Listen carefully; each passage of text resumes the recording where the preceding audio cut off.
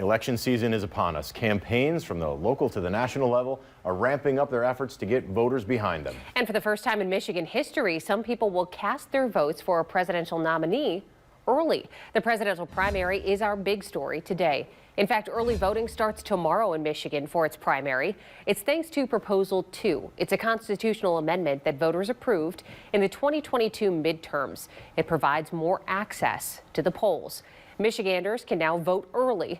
Again, that starts tomorrow and is available until the 25th of February. If you're voting for a party's presidential nominee, you'll have to choose a Republican or Democratic ballot. You can also select to vote only in your local elections. The options for casting a ballot are still by mail or in person. Riley Connell from our sister station in Lansing lays out other things to know about this first for Michigan voters. We're here today because we're about to make history in the state of Michigan. It's a first for voters statewide. More than a week of early voting, just in time for the presidential primary election. Early voting centers will soon open their doors and start casting ballots. Secretary of State Jocelyn Benson says the system is straightforward. Early voting will operate just like anyone would experience on Election Day. A voter comes in, gets their ballot, marks their ballot, and enters it in to the voting tabulator. Mid-Michigan clerks began their early voting prep last fall, with some locations doing a practice run during the general election. Clerk Mary Clark is hoping it meets the needs of voters in Delta Township. Absentee voters frequently, very frequently, ask for the opportunity to put their own ballot in the tabulator, and this new process affords voters this opportunity. Benson's office also addressing concerns for election security after identifying more than 100,000 inactive voters in the state. We do a large-scale removal of inactive voters who have not responded to a notice and have not voted for a period of 2 federal elections, but we have to wait for those elections to pass. So we did a large-scale removal at the beginning of 2023, and there'll be another one at the beginning of 2025. That was Riley Connell reporting. Those voting by absentee can put their ballots in a nearby drop box at any time. So if you have a loved one voting by absentee ballot, can you sign the person's paperwork? The short answer here is no. Current Michigan law does not recognize power of attorney when it comes to elections. Each voter has to sign his or her own application and ballot. You also cannot deliver another person's ballot to the clerk's office. The clerk's office says you can only return the ballot of the people who live in your household. That's immediate family. It's a felony to possess someone else's ballot. Michigan voters who do plan to take part in the primary but need to register can do so anytime up until 8 in the evening on Election Day at your township or city clerk office. You do need to re-register if you move to a different community. And if you move within the same one, you only need to update your address. To register, just bring proof of residency. That can be something like a driver's license, bank statement, or utility bill. So who's on the ballot? For Democrats, you'll see President Biden along with Minnesota Congressman Dean Phillips. On the Republican side, you'll see former President Donald Trump, Texas-based businessman and pastor Ryan Binkley, and former South Carolina governor and U.S. Ambassador Nikki Haley. But Republican voters may also see names of people who've dropped out of the race, like Ron DeSantis and Chris Christie. And that's because the ballots were printed early. And if you plan on waiting until the actual primary day, which is February 27th, you can do so at your polling location anytime from 7 in the morning until 8 o'clock at night. 4 years ago, the presidential primary was March 10th. Now it's the 4th Tuesday in February. James Felton from our sister station in Saginaw spoke with a political analyst who says the move puts Michigan in a critical position.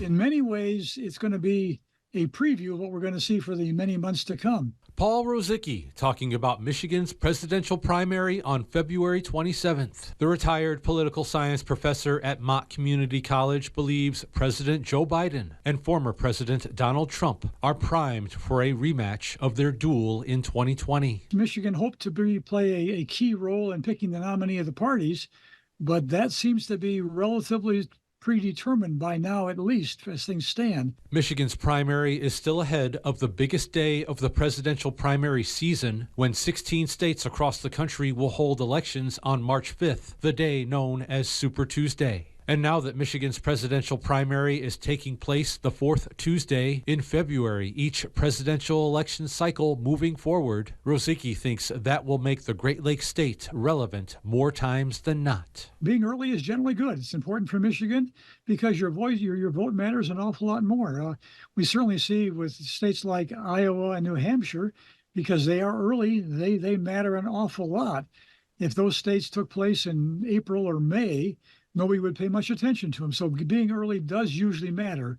That may not be the case this year, but in most years it's a critical issue.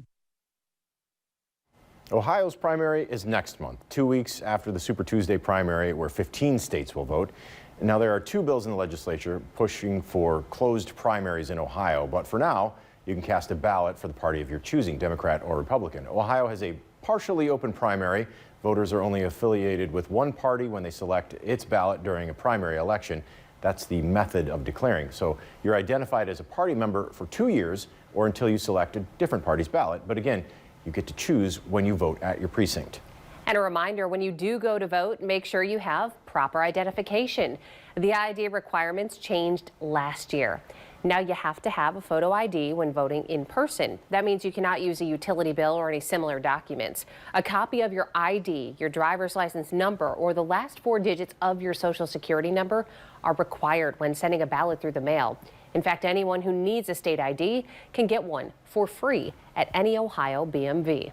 Part of next month's primary involves the race for the White House. That's not all Ohioans are deciding then. Senator Sherrod Brown is also up for re-election. While he's the only one on the Democratic ballot, Republicans have to pick one of 3 candidates to face him in November. There are also races for Ohio Supreme Court, and Republicans in Congresswoman Marcy Kaptur's district will be deciding her challenger. You may also find local races and issues depending on where you live. All right, so the big question is, when can you start until 9 o'clock at night? Early in-person voting and absentee voting by mail begin the next day. You can also vote in person through March 17th. And if you're voting absentee, your ballot needs to be postmarked by March 18th. And the actual primary election day here in the Buckeye State, March 19th. As with other elections, the polls will be open here in Ohio from 6:30 in the morning until 7:30 at night.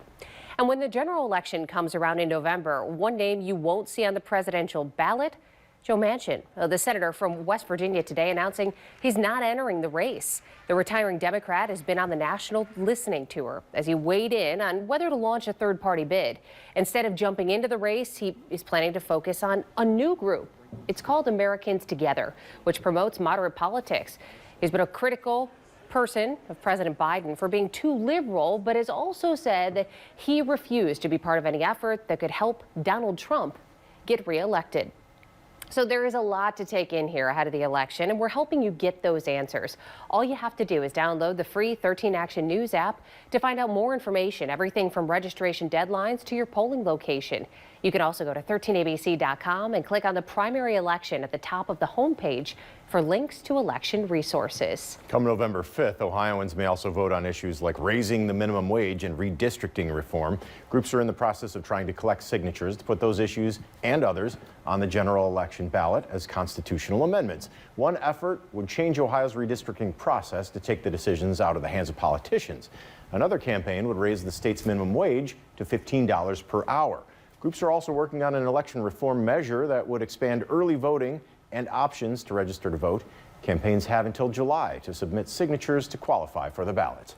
And that election reform effort has prompted a lawsuit by the groups behind this proposal. They sued Ohio Attorney General Dave Yost. He rejected their petition to put the amendment titled the Ohio Voters' Bill of Rights on the November ballot. He called the title misleading. The groups took the case to the Ohio Supreme Court, which recently rejected their request to fast-track that lawsuit. The safety of the elections has been top of mind for a lot of people out there, especially with advances in artificial intelligence. And today, major tech companies agreed to sign a pact voluntarily adopting reasonable precautions to prevent AI from being used to disrupt democratic elections here and around the world. Executives from companies like Amazon, Google, Meta, and OpenAI announcing new framework about how they'll respond during the election. And just a reminder, you can watch the entire big story by downloading the 13 Action News app. It is free in your phone's app store.